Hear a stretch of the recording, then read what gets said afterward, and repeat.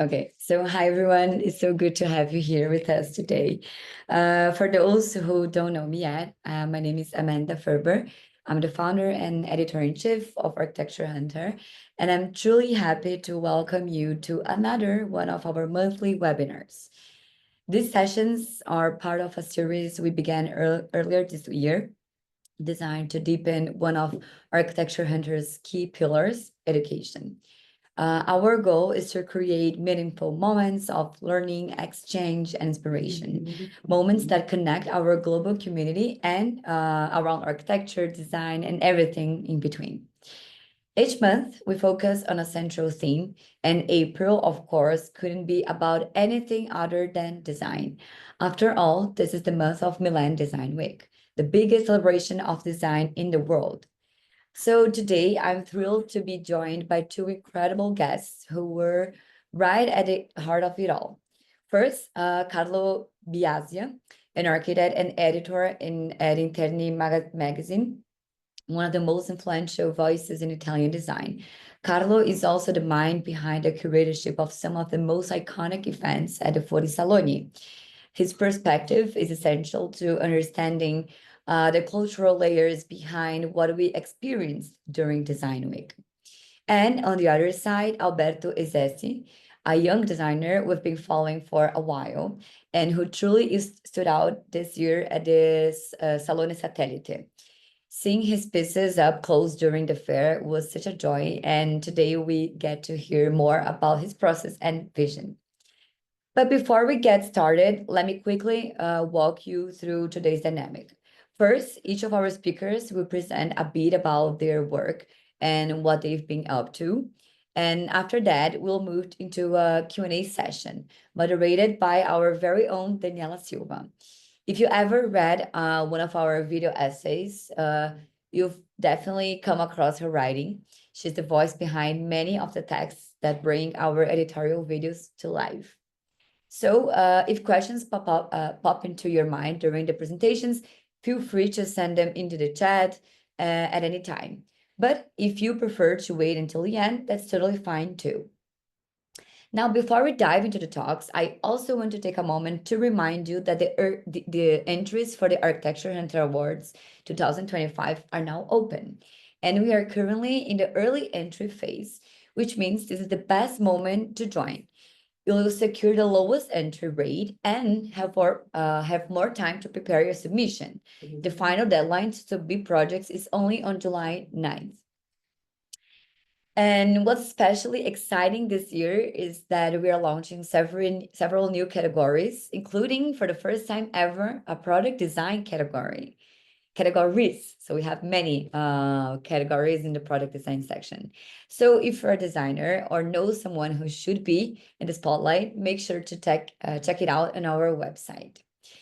Okay, so let's dive into today's conversation and explore how design speaks to us, not just through objects, but through stories, intentions, and context. Without further ado, let's welcome our first guest, Carlo. Carlo, thank you so much for accepting our invitation and welcome. Thank you, Amanda. Thank you so much. I remember when we met the first time, I think it was 2 weeks ago, I think. 2019, yeah, with Marcio Kogan Exactly. installation dinner at Statale That's University right. when yeah, we were together at the dinner. No, it Uh, was and 19. I thought it was like 2 years ago, but yeah, actually even no, but it before was 19, pandemic. yeah. Was That's 19. Yeah. So happy to true. be there and thank you for the invitation. Thank you to you first and then to all your team and also to thank you to Raffaella Grafassi who helped me a lot with in these days. I Mhm. accepted with really pleasure to be there, even if we had a long effort during the last month because as you know, and I'll explain to our audience, preparing the Fuorisalone is a 1 year project, but in the months of February, March, and April, we do a lot of things because maybe you have been to Fuorisalone, but who hasn't been had to be explained what Fuorisalone is. Fuorisalone is the most important event in the world about design, and it has a really strong uh, voice on democratic part, because it's really democratic and it's open, and differently from other weeks in Milan as Fashion Week or Art Week, it's open to the public and open to the audience. I'll ask to Daniela and to all to slice the all the slides slowly in order to understand what I'm saying. Fuorisalone has been invented by Gilda Boiardi in 1990 to promote the culture of design and to promote the culture of architecture in a month where the fair was not opened. So, in the lack of time, she decided, with Interni Magazine, the most important magazine for design and architecture, edited by past Electa, but now Mondadori Group, that is the maybe the most important group in editorial in Italy and all of the Europe, to promote the culture of design. And how we promote the culture of design with a big exhibition that from 2008 take place at Statale University. And now you can see some of the most important installation we have been done in the past 20 years. What is an installation? I would like to discuss the topic of this seminar when you say timeless. But if we think an installation is not timeless, but it's time spending, because it's something that has a short duration, just a couple of weeks. Our event is no longer just not 1 week, but 2 weeks. So we keep open for 1 week more. And then in a location that was an hospital made by Filarete, and then now it's a public university working not only during the event, but also before and after. So during also the installation of all the exhibition, and then during the dismantling. It's a huge exhibition with almost 300,000 people visiting Milan during the Salone and Fuorisalone. And in the time, we have spread this location not only at Statale University, but also at Audi City Lab, for example, that took place and takes place at Portrait Milan, and also Orto Botanico di Brera, and also many other locations as Italy Milano Smeraldo or Unipol Urban Up. As you can see, maybe in the slides, you can see all the history of the our event, and as you can imagine, all the architects of the world and all the Italian and international have been participating at this event. But why? Because it's a huge opportunity of promotion. Promotion how? With a ephemeral, temporary installation where they express the willing and the state of art of design and the research about design.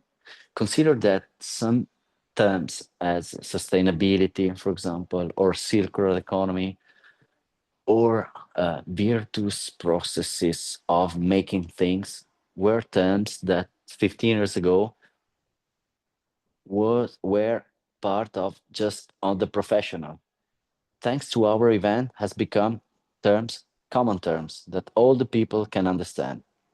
So what is an installation? An installation is something simple, easy, fast to understand, where there is a strong message, where all the public can be in touch with it, can have an experience, and takes home a message.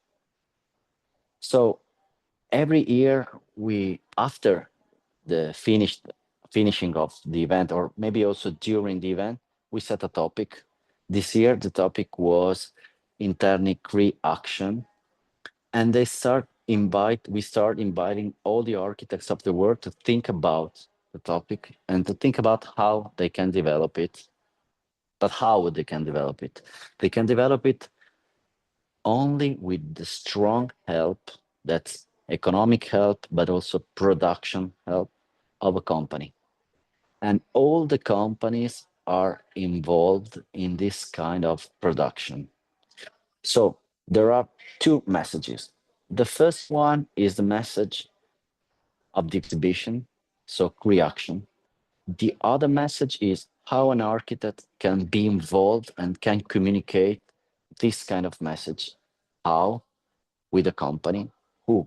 And then with the materials, with the things, with the processes, can build something small, not even small, because the average of our installation are 6 per 6 meters, but also bigger as the installation you can see now. You can see also all the buildings of the city are involved with this kind of beautiful big installation. They can try to go deep in the topic and they want to get an emotion, first of all, by themselves, but also to the public. So our event is not done just installation, exhibition, where all the disciplines go in a circular way. So there's not only architecture, not only product design, but also economy, philosophy, scienography, art, photography. What is the topic? The topic is to celebrate design. But what does design mean? Design doesn't mean not only product design or urban design, but a way of cultivating the sense of beauty. And how you can cultivate the sense of beauty with the shapes of architecture, with shaping space in a lot of different ways.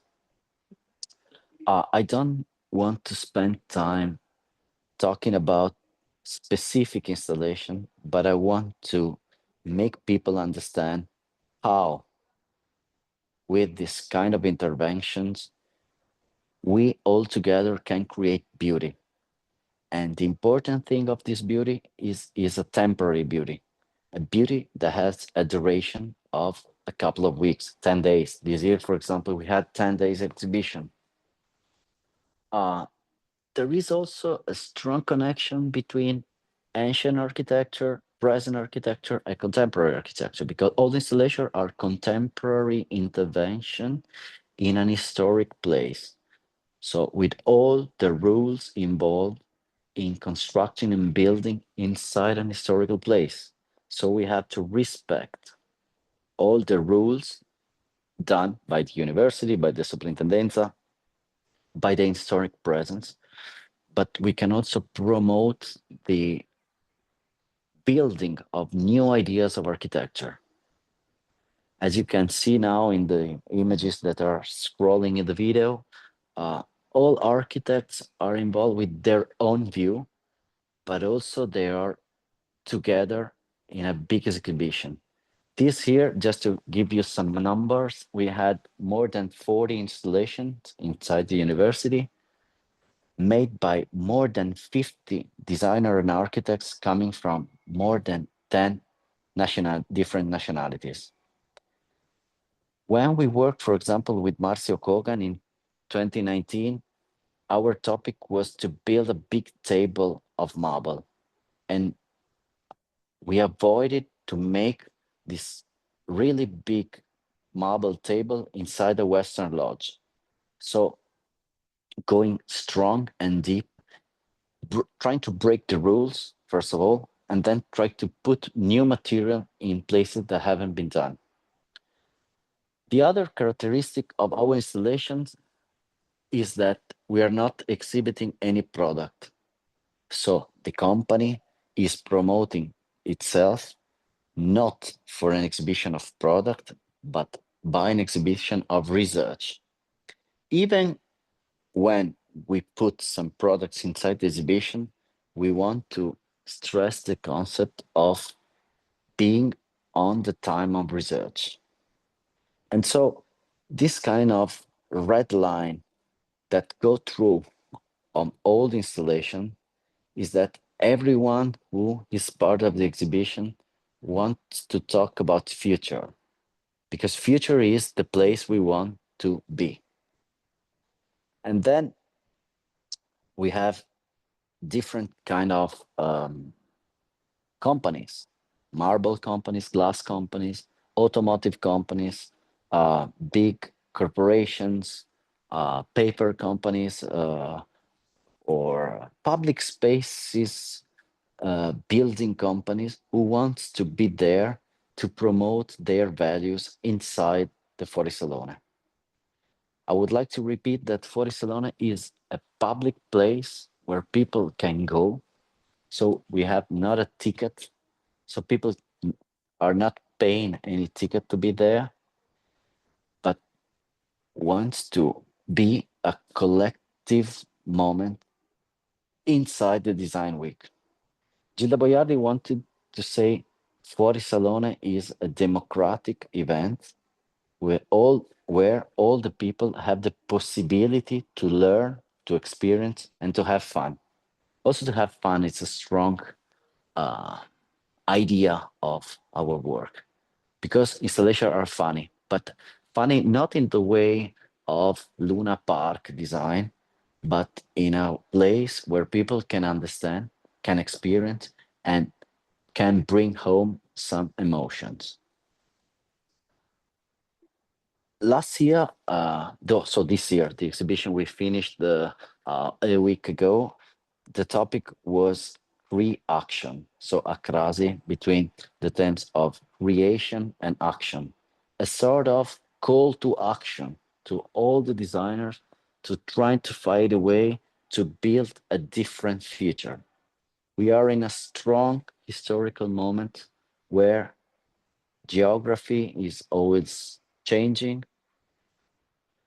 time and landscape is always changing. And with this kind of dispositivity, disposal, installation, designer architects wants to set a dot and to draw a line about the future. So in the installation you're seeing, there are some more fun installation, there are so other my philosophical installation, um, just strong material installation, but they have all the red thread that connect them about finding the sense of beauty. We want to make beautiful installation because we understand that only with the culture of beauty we can change our world or the world we are living. Um, there is another important thing I would like to make people understand. How much time does an installation to be set up or thought? First of all the architects and designer involved have almost 6 or 7 months to think about it. But then in a couple of weeks, we build it up. We have a lot of institutional collaboration also with the Brazil. For example, Apex Brazil every year is our partner to set an exhibition of all the contemporary products and prototypes of the Brazilian production, as this, for example, of last year. And we are so glad to have them because we see the connection between Brazilian production and Brazilian design that is really contaminated by Italy because a lot of Brazilian design had started in Italy and have been in contact with Italian contemporary production. Why Milan is so important? Because Milan is the place where in 50 kilometers we have production, design, and promotion. And Milan is the place where designers have the possibility to get in contact with companies that in the last 30 years have been from artisanal to industry. So they've started to make production from unique piece to mass piece.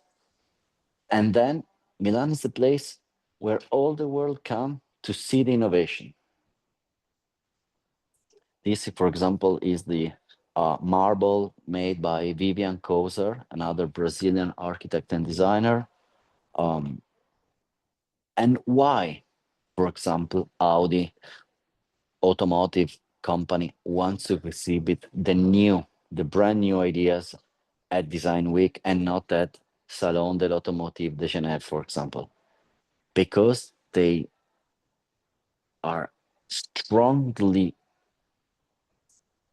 considering the strength of Milan.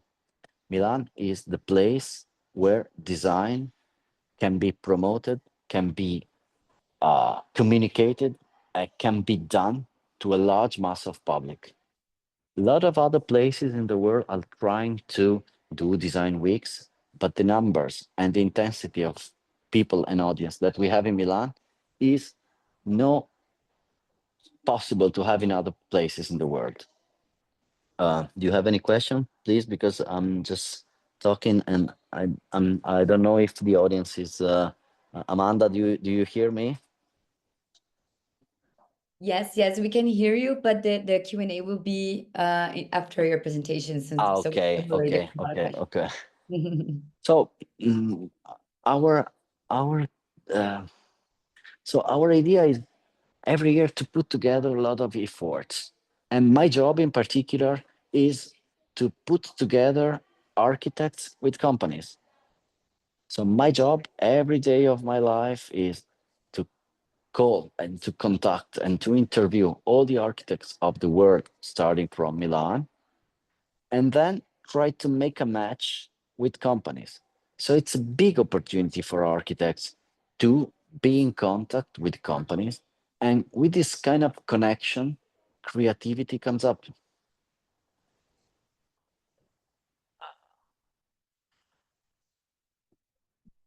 I think this is the key of success of Fuorisalone because it has a strong cultural impact on design culture, but the feats are strongly done on the ground of production. And so, for example, here we can see the big cube made by mud architects promoting what? Promoting the Axai Immobilier division. But how they can promote it? Not explain the logo of the company, not explain the product of the company, not explain any video presentation or video ADV, but expressing the savoir-faire and the vision of the company. This is so important to make people understand what you are looking for and what you're seeing. It's not a product placement. It's not a fair because the fair is in Milan. And of course, the fair and Milan and Fuorisalone are the two parts of the same sheet, but we work with emotion, we work with experimentation, and we work with ephemeral. And we strongly think about that ephemeral architecture is the key to make experimentation because the results of all these masterpieces are done from the day after in the companies and becomes products, becomes production, becomes research.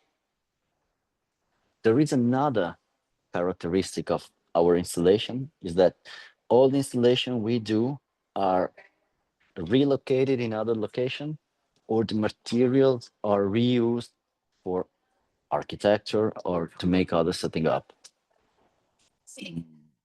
That's it. I think I don't have any other things to do. So, and to tell you, but the art of myself of during the year and during this kind of work is to trying to understand where architecture and design are going, first of all, and then trying to help companies to promote themselves beyond research, beyond matters, beyond the internet, beyond metaverse, and beyond all of these topics, but going through the pure sense of design. That's it. I don't think I have any other things to do. But if you have any question, I'm really happy to answer you. Thank you so much.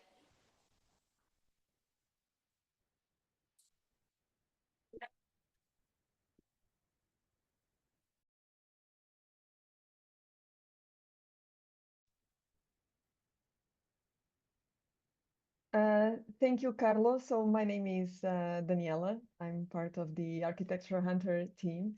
Thank you so much for this amazing overview of what is Fuorisalone. It was really exciting to have this perspective, a bit of what is behind the scenes. Um, so, as Amanda was saying before, just a quick reminder to our audience, if someone wants to write a specific question for Carlo, please type in the chat and then we can follow up. Um, I feel I have so many questions and so many curiosities about this So this don't be presentation, afraid. and Don't be afraid. I like the dialogue. So please. that's amazing. Thank you. So I would like to start because when you were talking, I had this feeling that there's a direct relationship of ephemeral installations, but a certain permanence, right? At least on this concept. So, and I know that Fuorisalone, the pavilions often they are disassembled after a couple of days, like 2 weeks, as you were saying. But many of these pavilions are remembered for years. They really leave a mark for people who visit them. So, in your opinion, what are the strongest strategies to give a 2 week long structure a sense of permanence? Is it the Oh, material choice? yeah. Thank you for the question. I think if I know it at 100%, maybe we have done thousands of landmarks. But I think the secret, uh, from small to big installation and from one to one and more location, is to communicate one strong idea. And the one strong Mm-hmm. idea has to be straight, easy to understand, easy to take picture, and easy to remember. It's quite weird that, for example, Amazon, that is a partner of Interni from 5 years, has been in the common culture that we let's go to Amazon Courtyard. That's it's not this historical courtyard is the Cortile della Farmacia, for example, where Campana Brothers in 2019 made a beautiful installation. But after Campana Brothers, Amazon started to be there and every year put a lot of efforts, communication, strong and beautiful installation, of course, putting a lot of money, as you can understand. But Mm-hmm. money is not the key to be successful, because there are some other small installation at Fuorisalone that has kept in mind of all the people about colors, for example, about a strong communication strategy. And the strong communication strategy is to go through and to try to communicate one thing and to be Mm-hmm. easy to take picture, easy to make communicate to children, for example, easy to communicate to a public and to an audience that is not made by architects, for example, because in 300,000 and more people, maybe the 10% is the architects. Mm-hmm. So work with music, work with lights, work with colors, and work with uh, no fear. I think no fear is a good way to go through the success of an exhibition. So try to understand not to make things that other people have been done in the past, for example. Try to Mm-hmm. work with new ideas, work with new materials or all materials assembled in a different way. Great. So this is why we strongly believe that ephemeral helps architects and designers to go in innovation. Because if you have to make I don't know, an house or a restaurant or a shopping mall, you have not to build for the eternity, but you have to build for 20, 30 years for economic circle. But when you have a bullet on your weapon, you have to shoot it as strong as you can, first of all, and as beauty as you can. So without risk, taking a lot of risk. When Marcio Mm-hmm. Kogan made this long table, a 20 meters long table. Maybe he didn't want to make it for an house, even if the houses of Marcia are so big, but wanted to keep the mind of people to understand that there is a possibility to make a strong long table. Mm-hmm. So Maybe you feel maybe like I this ephemeral perspective gives some sort of freedom for yeah, designers. yeah, yeah. And the other thing is it's not contemporary art. If you want to make a work of art, you have to go to Venice Biennale or to São Paulo Biennale or to NYU Biennale, I don't know. But contemporary art have a different approach. It's a Mm-hmm. research, but it's done by itself. This is a research done for people and done for a big audience of people. This is really different about. That's really interesting. Thank you. Thank you. Um, so you were talking about the brands and this idea of connecting or matching architects with companies. Yeah. Uh, what is it like to match architects with brands? It's our job. I don't have a recipe. If I have, I will tell you, but because there's no secret in my job.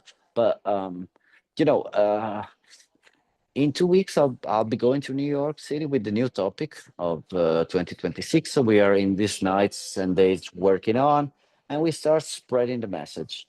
And with the interviews, maybe the architects say, "I would like to work, for example, with this mobile company." So we're trying to put in contact with them. We do a sparring cultural.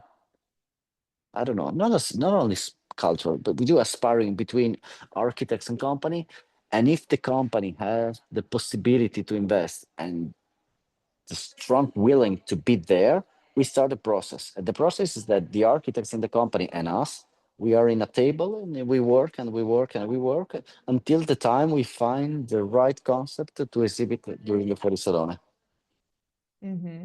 Mm-hmm. Um, so the exhibition um, at Fuorisalone have are always tied to a strong editorial storytelling, and I imagine that this storytelling is very important to what you were saying to have one really strong idea and communicate really Yeah, quickly. yeah.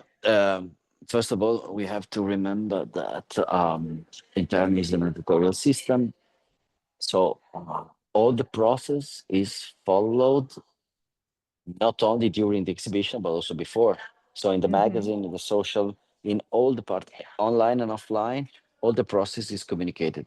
So we have three steps of communication. The pre, where on the magazine, on the April issue, the really famous April issue, because it's a strong magazine with all the renderings Mm-hmm. of the installation, the social part, the interviews, the video making of. Then the exhibition is a real medium. Exhibition is a medium, and then the report. So it's Mm-hmm. three steps of communication, and also a step of communication during the year.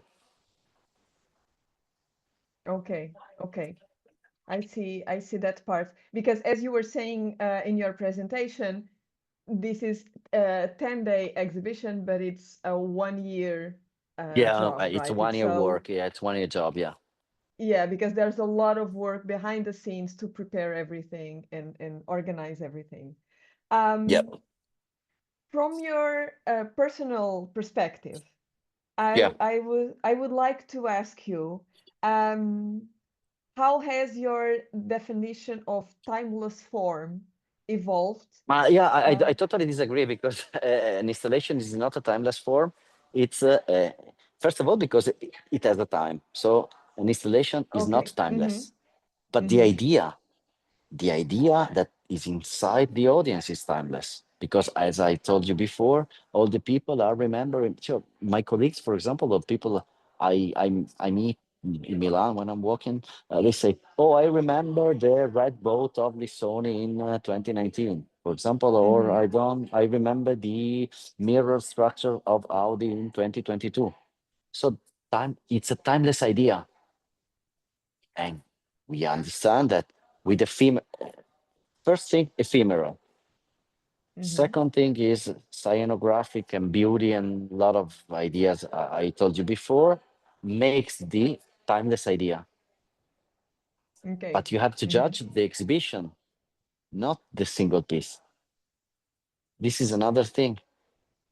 We are working on an exhibition with almost 40 different presences. And maybe in the 40 different presses, you like something and you dislike something. But you have to judge the exhibition. You have to judge the effort that Interni team, Gilda Boiardi has done, and all the team has done for creating this kind of beautiful salad with a lot of juicy ingredients. Our job is to put the ingredients inside the salad. My friend is That's I Weinfeld, Weinfeld. My friend is I Weinfeld. One we were talking about 2 years ago. He said it's sort of putting pomodorini and rucola inside the cotoletta alla milanese. No, cotoletta alla milanese doesn't have any topper. But our job is maybe to put other different toppers to Mhm. promote a different kind of taste. And That's a this is beautiful really, analogy yeah. to explain the idea. Yes, it's a Mm. perfect So maybe analogy, I would say. maybe my job, for example, sometime I put together, or of course, Gilda is the final sign, but in the feeling and in the work with Gilda, we have a lot of time. We discuss. Sometimes we agree, sometimes we don't agree, but sometimes we want to put together maybe and put to put near installation that in a first sight cannot dialogue between. Mhm. But then when you put all together, you see the curatorial project. And the curatorial project maybe is not driven by order, it's not driven by sezione aurea, but it's driven by emotion, it's driven by different materials that are put together in a smart way. And Mhm. there is another thing that is the exhibition during the day that has an image, and the exhibition during the night that has another image. So that's why I, I cannot say timeless thing, because maybe this is a timeless thing. My auricolari or the iPhone we're speaking with is a timeless piece, because in 50 years we will remember it because we use it every day. But the Mhm. timeless is the idea. The timeless is the emotion we give with our exhibition. Okay, following that idea, I would like to read one of the questions that the audience Yeah. wrote. That is, was there any specific installation that was really surprising personally to you, and why? It's an answer I cannot answer. Maybe the first one when Okay. 8 years ago, when 8 years ago I came to Milan and I spoke with these two fantastic brothers. That one is died. I must say, the Campana brothers that sent me a sketch with some cones, some green cones, and they did like that. I say like that. This was a green cones like that. I say, let's try to put it. And we worked together to put in Cortile della Farmacia to try to find these uh, columns, these green columns put together. All the installation with Amazon, for example, made by Mad Studio for me are really impressive, because every year they stretch the research and they're trying to do something really different every year. So Mad Studio is a good studio to do, but all the studios are good. Also with Marcio Kogan, also with Stefano Boeri, also with Carlo Ratti, for example. We did beautiful Mhm. installation with Carlo Ratti that this year is the curator of the Venice Biennale. Yeah. So I don't have one specific. Maybe I fall in love with the ones that put me in a really difficult way to realize them and to help them to realize. So the most difficult are the one maybe I like, but there is no one. Okay. There are exhibitions. Some years I and we like more the exhibition. Some other we like it less, but it's the public's. When we see 10,000 people, 20,000 people at per day getting row to see the installation, that makes me happy. Of course.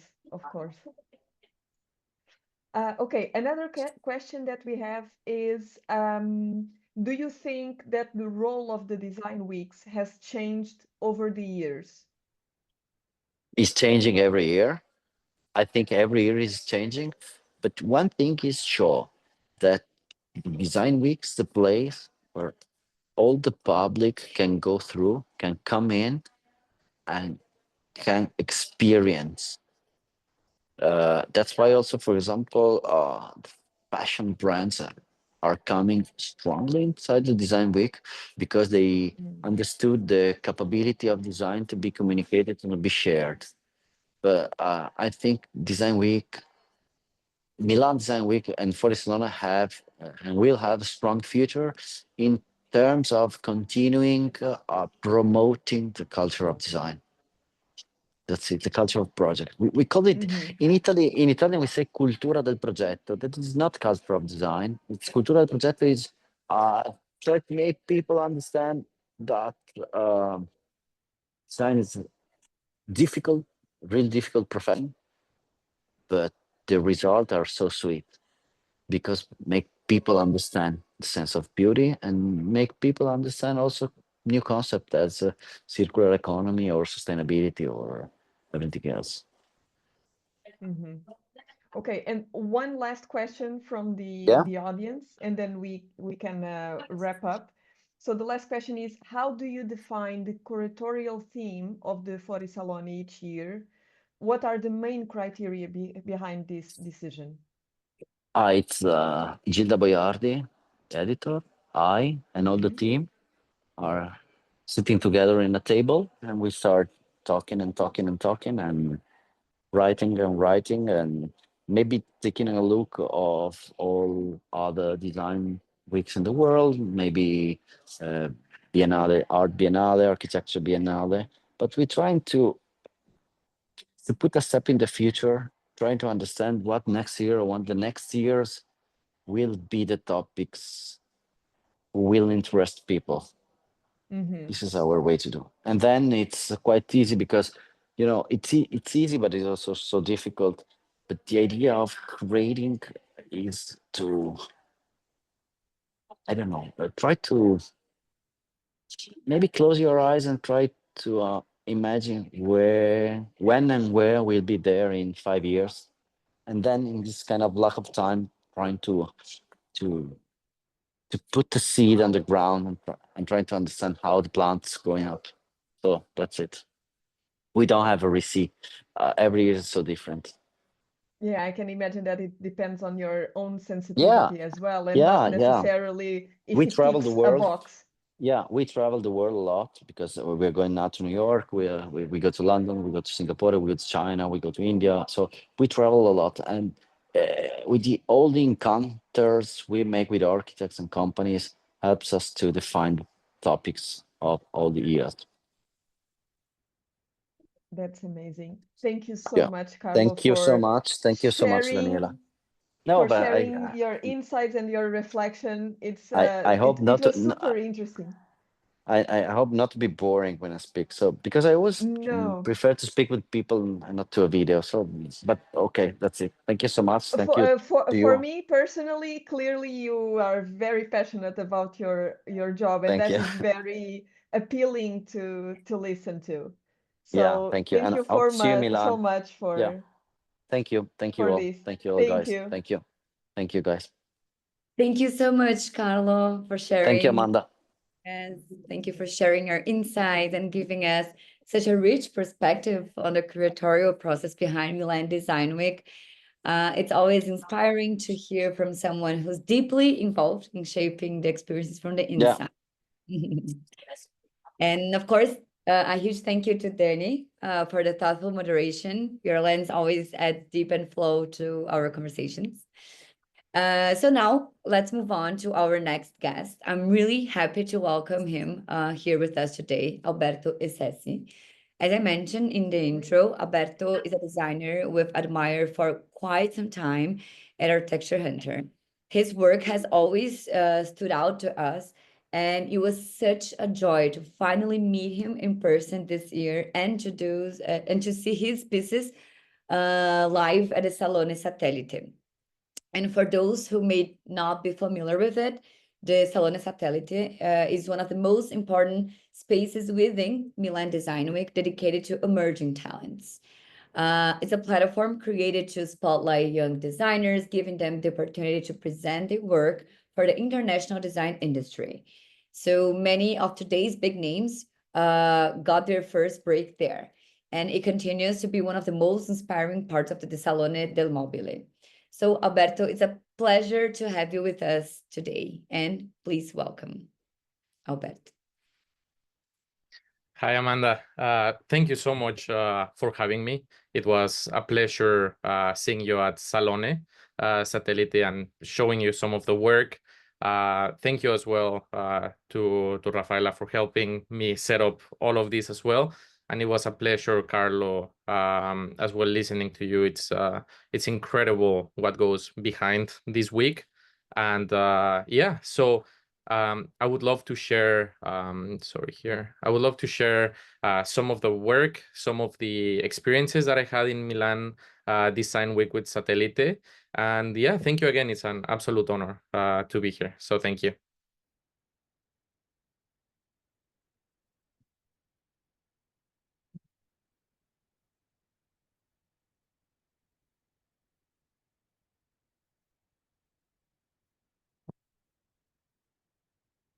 Are you able to see the screen?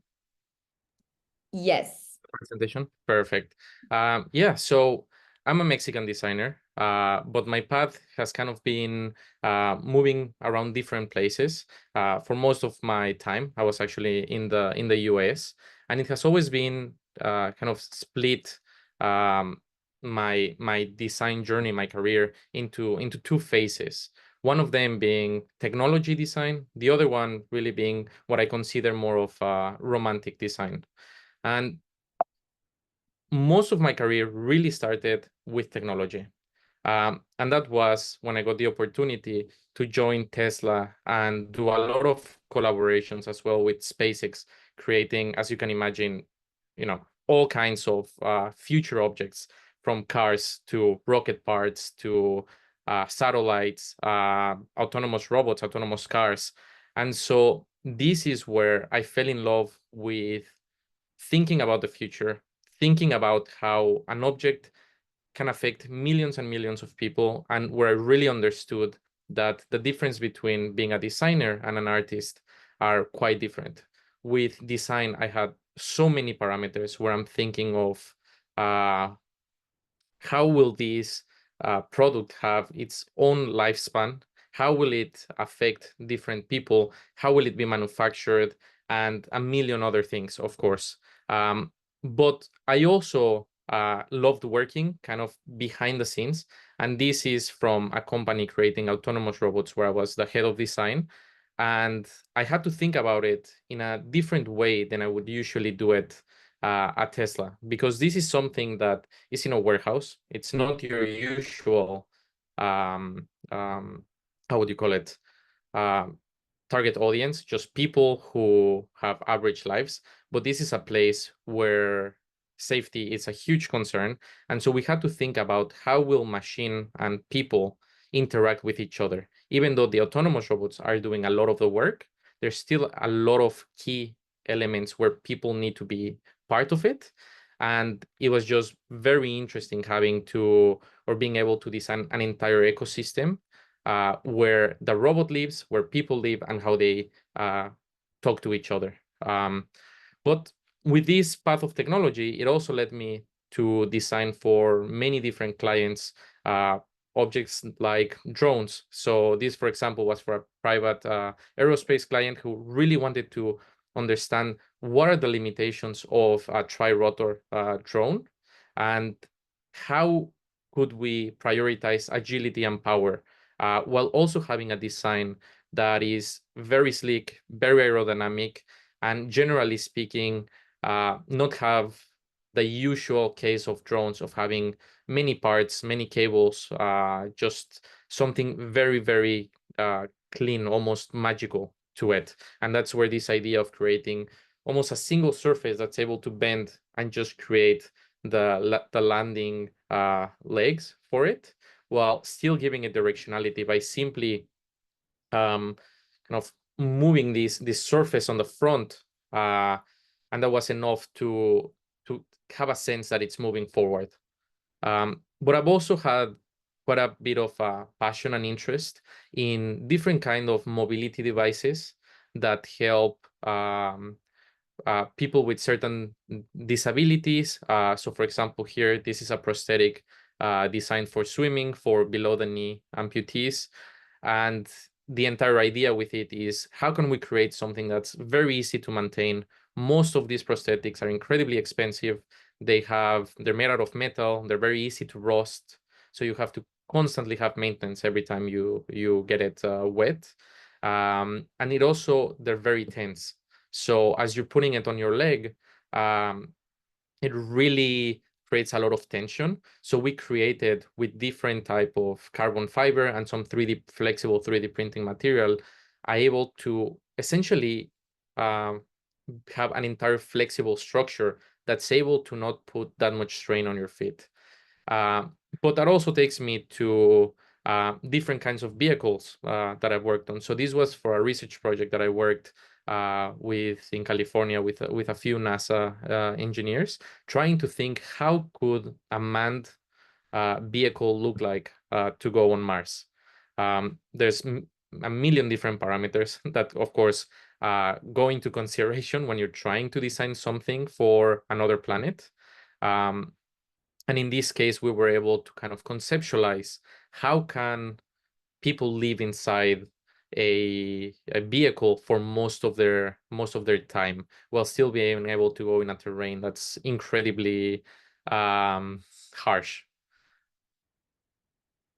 And as you're seeing here, there's quite a bit of constant or a pattern of different types of vehicles, or mobility seems to be mostly the topic, from cars to rockets to rovers, even prosthetics, and now a wheelchair. So this wheelchair actually started as a project. I saw a video of a girl in New Zealand who became a quadriplegic after a horse riding accident.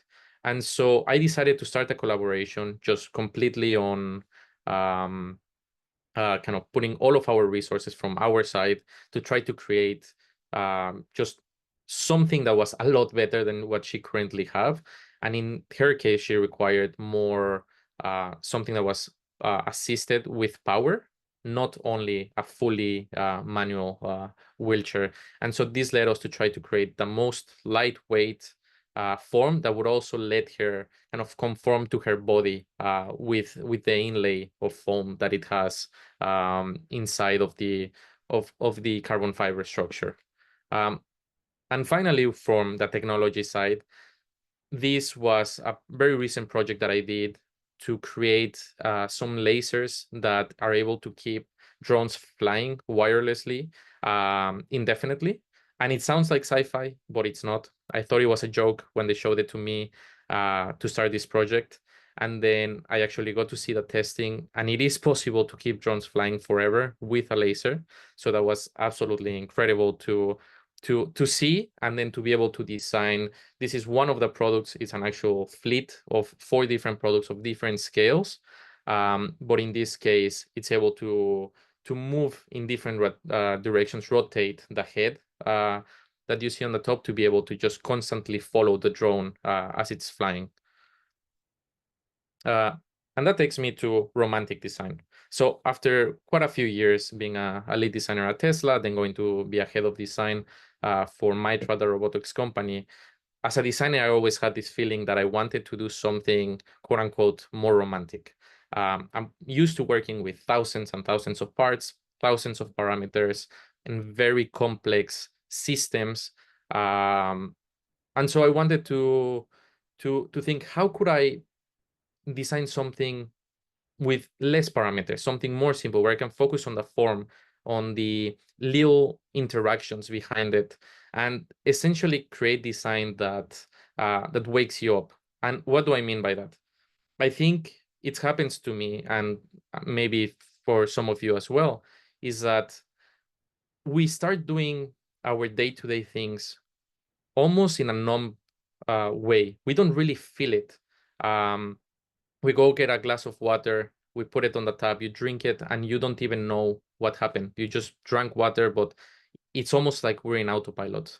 I had this feeling of driving from my office, from my home to the office many times, and then a few times I realized I don't think I've actually seen the road. I don't remember how I got to the place. I was so much into this routine, this autopilot mode of just going in my day to day, that you realize that, you know, it just went past this experience. You didn't really understand it, what happened. And so that led me to try to start my own design studio, which this is a little showroom, and behind the door is a very small office in Mexico City, to kind of try to think about how can I create projects that are not completely focused on 100% the functionality, or use it, let's say better way, use it at its only factor, right? So this, I think it's an interesting example of this journey that I've been trying to go in. This is a water pitcher. So I realized that, you know, again, getting water was a task that I would just forget. I wouldn't pay attention to it. Water is the foundation of our life. And so to not have this moment of appreciation with the water, to kind of enjoy this moment and then have a few seconds and then continue with your day, was something that I thought would be an interesting place to start. So I wanted to design a water pitcher that would allow you to have kind of this ritual that we've had for uh, thousands of years, where we would just simply cup our hands together, and be able to retrieve water from a lake or river, and then you would be able to feel the coldness of the water. Of course, this pitcher is made out of metal. It's carved out of solid aluminum, and so you're able, since it's a very good conductor, the aluminum, you're able to feel the temperature of the water very well. And then as you serve it to someone, is this idea of almost giving life, giving water and life. And it might be something that it might take a little bit longer to fill your glass of water. It might take, you know, a couple hands to be able to do it, rather than just almost mindlessly just grab a pitcher, fill the glass, and then don't remember it. But I think it's worth having these moments in life of beauty, of thinking about the little things, not only focusing 10 years ahead or 20 years ahead and always living in the future and not knowing little things in the moment, but something as beautiful as just drinking water. I think it deserves its own rituality and its own few seconds in the day to appreciate. And from that point, it kind of kept going to different objects. But to be fair, the water pitcher was my second project. The first project that I created was actually this pen. Because I said, if I want to design other objects, I want to design my own tool to then be able to design. And since I love using kind of analog sketching for most of my work, I wanted to design a very simple pen that would be focused on precision. So I'm very picky with the pens that I buy or that I use. And I wanted one pen that would just start tapering as much as it could possibly go at the tip. And that would allow me to be able to not have any almost blind spots as I'm sketching, and just be very, very precise, almost the feeling you would get with a mechanical pencil, but with a pen. And now this is something that I use, and I travel with it everywhere I go. I have it here next to me. I don't know if you can see the camera while I'm presenting, but this is my main tool when I'm designing any of the products.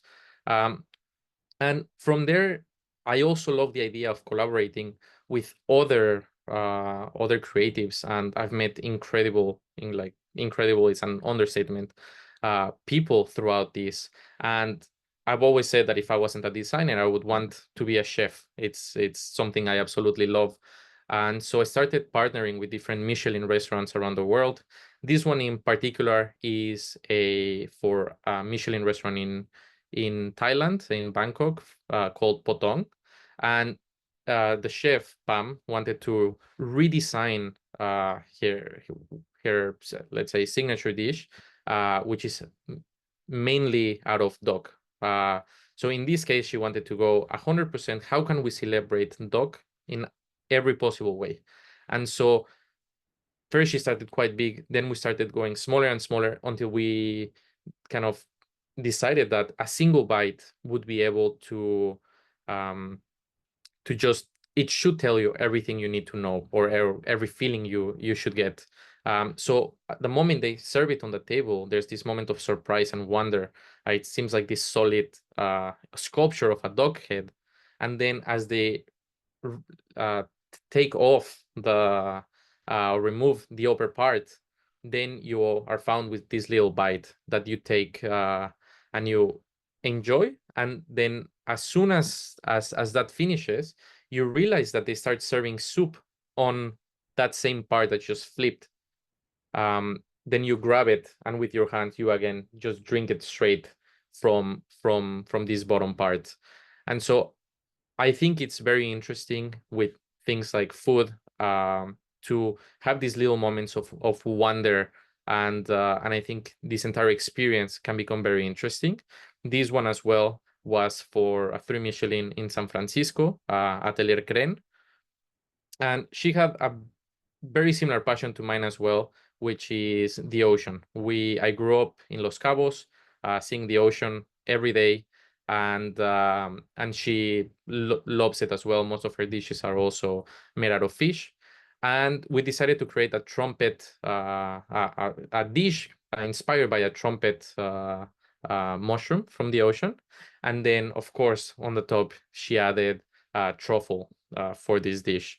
But I've also had the opportunity to partner with architects. So this is with Saul Kim, and this was a very interesting collaboration, because as we started sketching, we decided after 1 week to give each other's our sketches and then to refine the other person's sketch. That way we would find opportunities that the other person might miss. And since we each have different ways of going about it, we really started finding different things that us individually would never do on.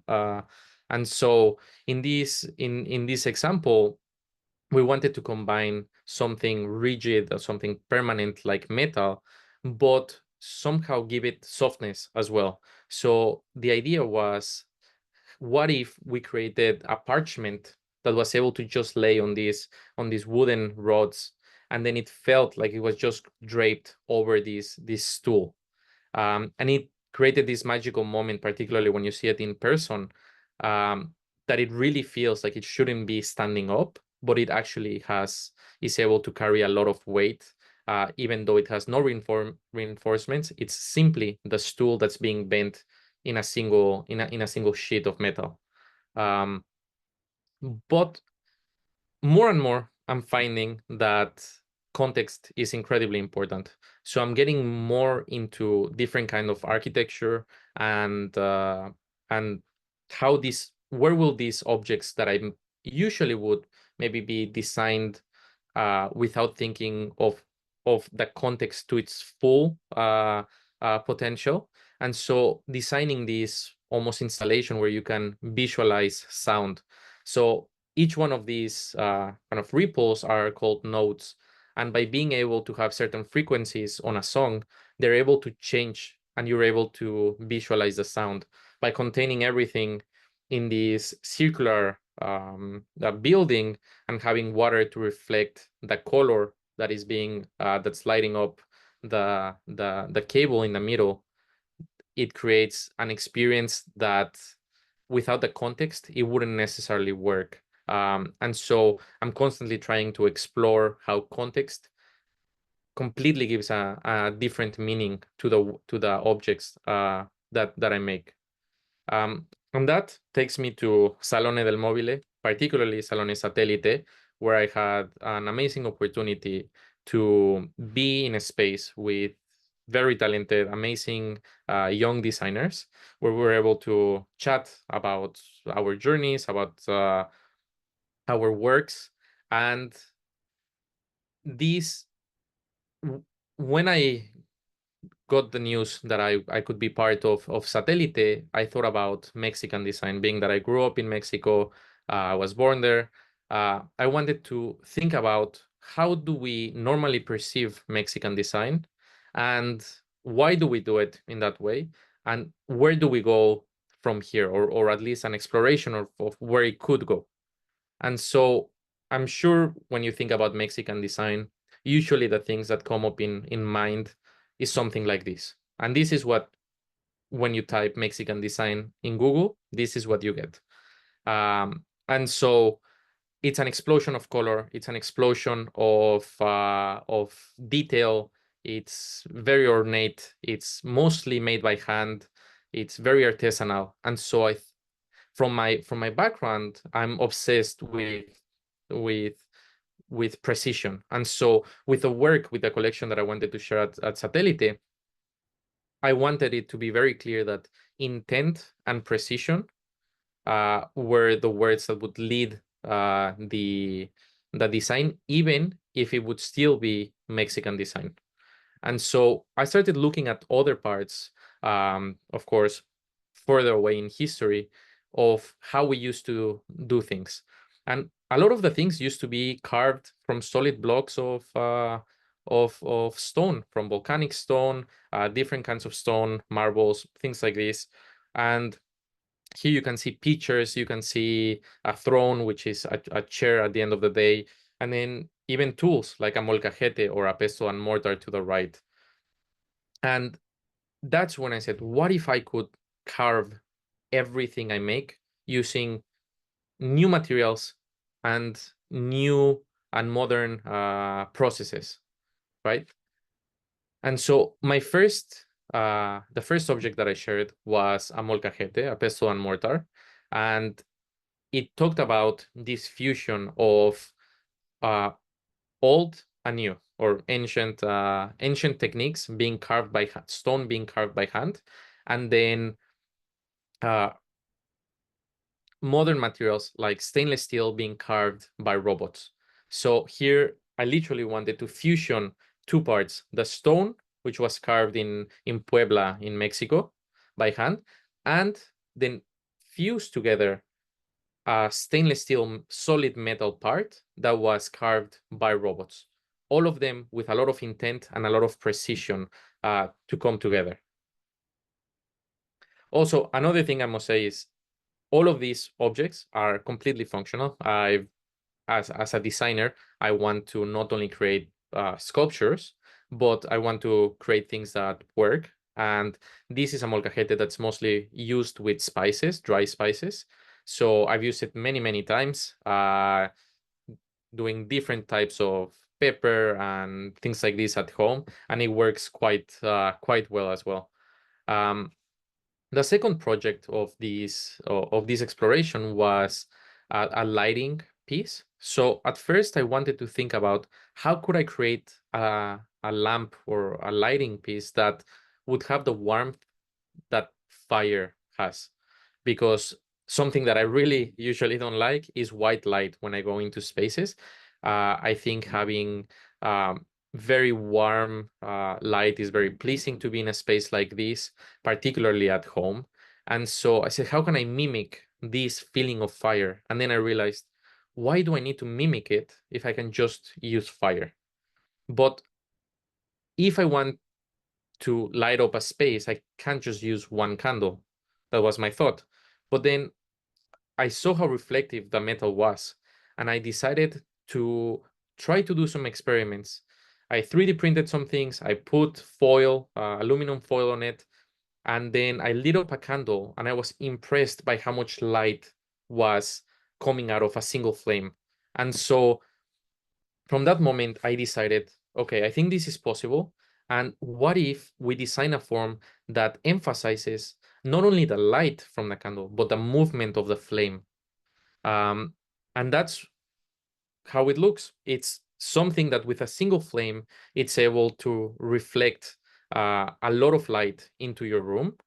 And because of the undulations of the flower-like shape, you're able to see every movement that the flame is making, which is something beautiful. And I think it's something that feels completely alive. Whereas with a light bulb, it's something that's just giving you constant light.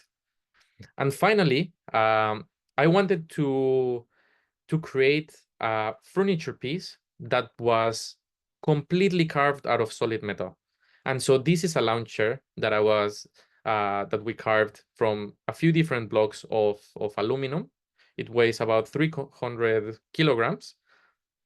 And I wanted to explore with this piece um, how can I work with these materials, carving it in larger pieces, but how can I give motion and give lightness to what is usually quite blocky and quite unmovable, like a block of metal.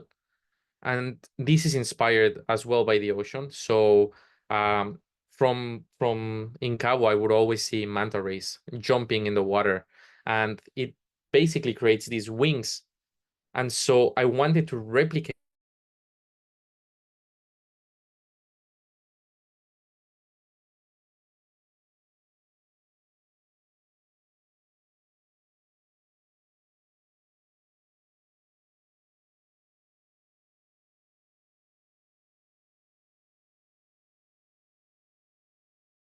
sharing the world. Maybe not something that you want to sit down for hours and hours to sleep, but the ergonomics behind it actually allow you to sit into it, use it a lot you're able to use it as a bench as well. And it's able to, when you add a small cushion or you add some vegan leather on top of it, it actually creates a very usable lounge chair as well. But this was something that, for me, it's very important as a designer to continue exploring the boundaries.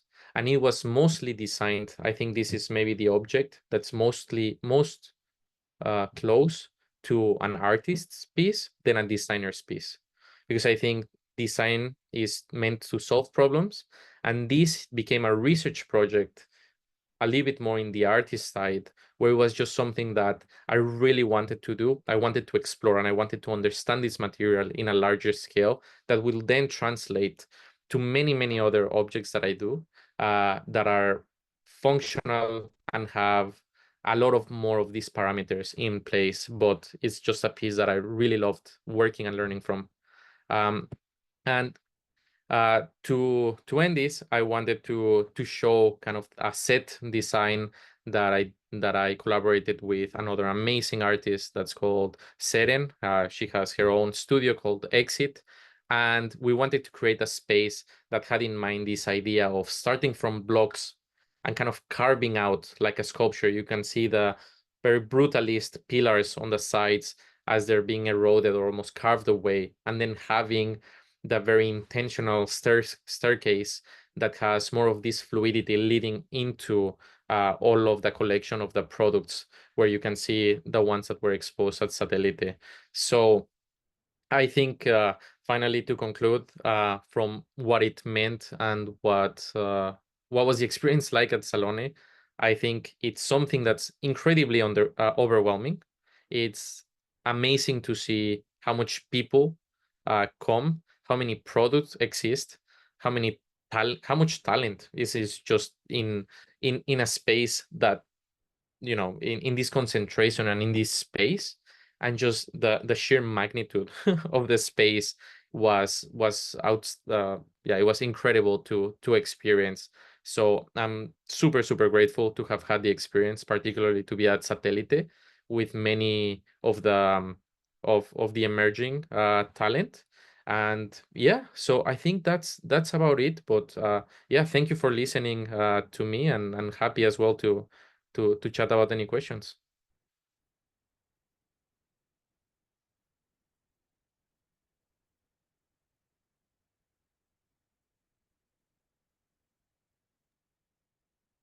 Alberto, thank you so much for your presentation, for sharing your work with us.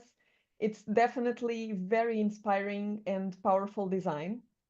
So before we start, I would like just to remind our audience, for those who have any questions for Alberto, please type in the chat, and I will read those questions.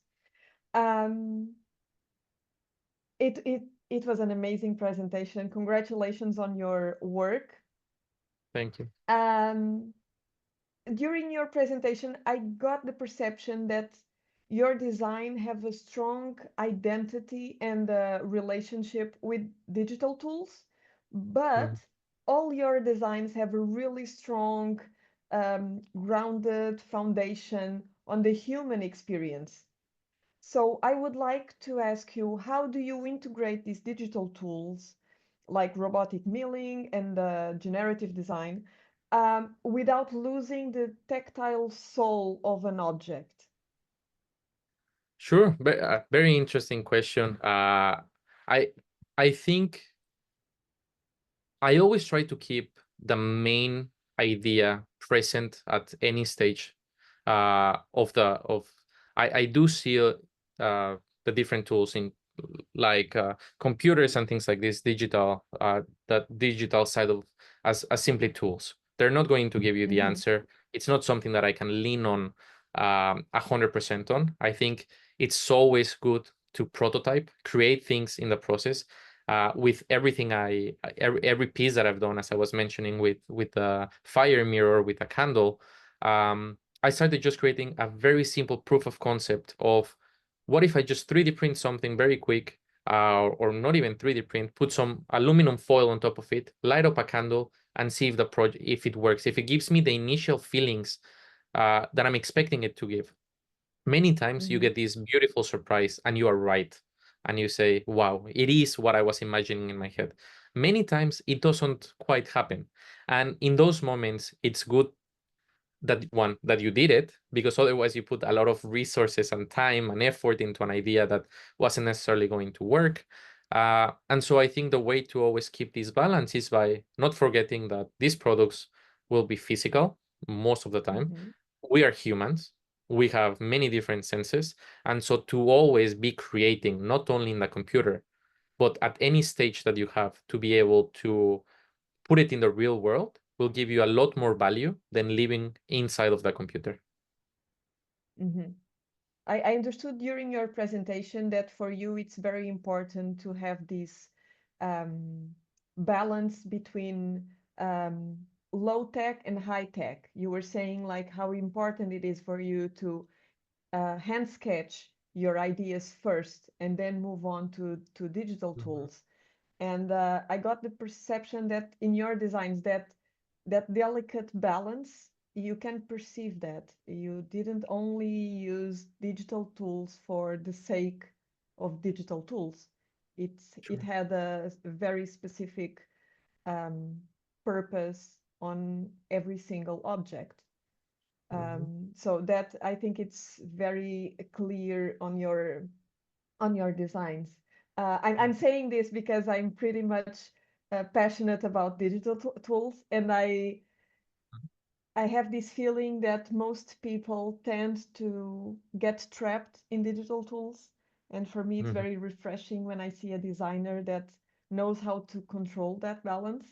So congratulations on that. I think it's very beautiful. Thanks. You were talking about, at the end of your presentation, about your experience at the Milan exhibition. Yes. I can imagine that it had to be very overwhelming for you when you got the invitation. What do you think it means for you as an emerging designer to have that invitation? What do you see as the future? Like, how will that influence or impact you as a designer in the future? Sure. Yeah, it was amazing to get the invitation. I'm super thankful with SaloneSatellite for this. And I think I'm not quite sure how it will fully impact. I think a lot of us joked at Satellite about how we will see the impact, I think, in many ways, in 6 months, 1 year, 2 years forward. Because it's an absolute explosion of people, of conversations, of opportunities, of everything. So it wasn't that long ago. My head is still spinning from all of these conversations and amazing people that I met. So I think many designers that I've looked up to my entire life have also been at Satellite.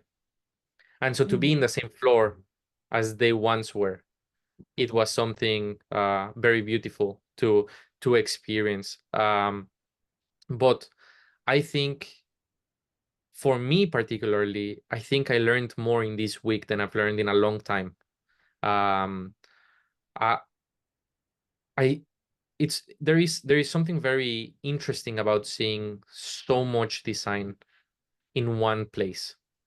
And again, I don't think I was in Design Week for Mexico before this, and it's beautiful in its own way, but at the same time, the scale that Milan has was something I was honestly, even though I've been kind of part of Milan Design Week in sometimes of my life just as a visitor, as an exhibitor, as having this access to different places, it's something that I wasn't expecting. And I got very overwhelmed the first few days because there's amazing talent, amazing design, but in such large quantities was very very interesting to say the least. And it makes you think sometimes. I think my first feeling when I got there, and I'm still something that I'm working in my head, is, does the world need another designer? When I got there and I saw so much design, I saw so much work, I was like, do I need to make another lamp? Do I need to make another chair? I see chairs everywhere. I see lamps everywhere. Do I need to? And the first couple of days, there was a little bit of these, I wouldn't say bad feelings, but in my mind, there was a little bit of of trying to understand. But I left there, I think, more motivated than ever. Um, After understanding, after having conversations with people, seeing the opportunities, and reminding that it's a concentration of things, but there's still a lot of incredible good that we can do with design in the world for not a million people that come to Milan Design Week, but for billions of people that are around the world. But it's hard to comprehend those sizes when you're in one of these pavilions. But I think it's something that I think will have a very big effect in my career. And it just made me learn a lot of these things of how I want to move forward or think about about the projects that I do going ahead. Thank you. And I would like to ask you as well, like, what is your main source of inspiration for your designs? I like using inspiration from everywhere, almost everywhere except product design. So I don't like looking at other product designers' work, because then I feel we all start doing the same thing. So I try to go everywhere I can go except that. So I love going to museums. I love seeing architecture. I follow architecture a lot.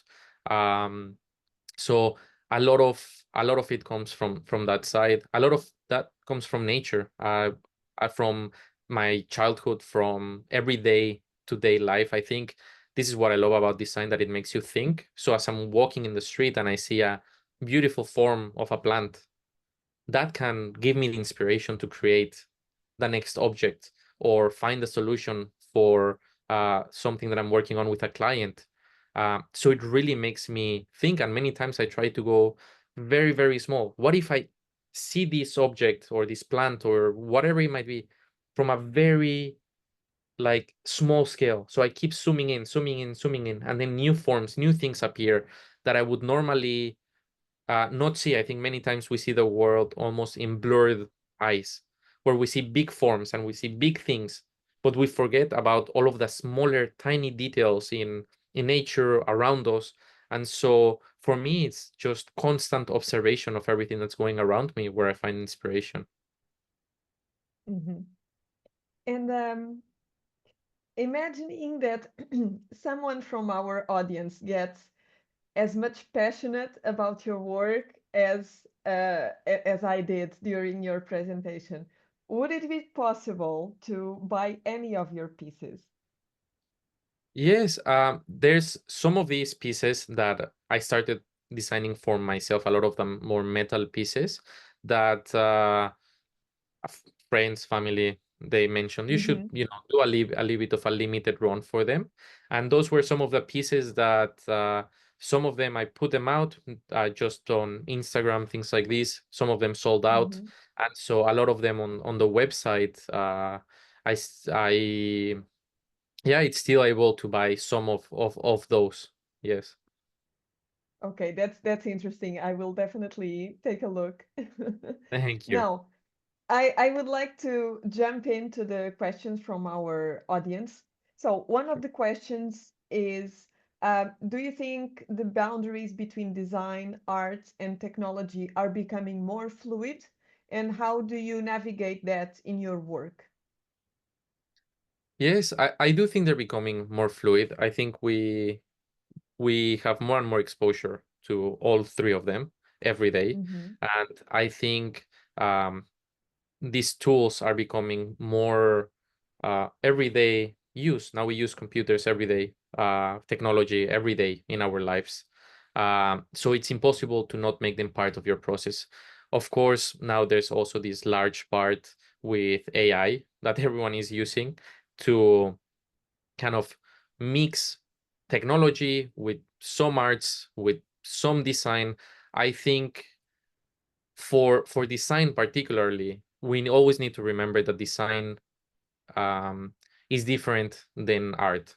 Art is for you. It's for I believe it's something that it doesn't need a reason to exist other than you want it to be. Whereas design has a lot of parameters, and these parameters maybe are to help people to create things that are useful for other people. And I think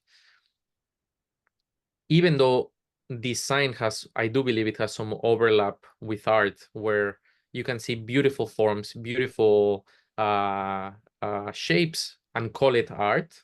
I think it's always Mm-hmm. good to remember that design requires parameters and requires a reason, while at the same time, technology is just a tool. It's not the final solution, but it's a tool that will help you create these objects or these things that will help at the end of the day people, because Mm-hmm. I do think without people, uh, design doesn't matter. I think as a designer we are the bridge between objects and people, and so if you remove people, design doesn't really matter.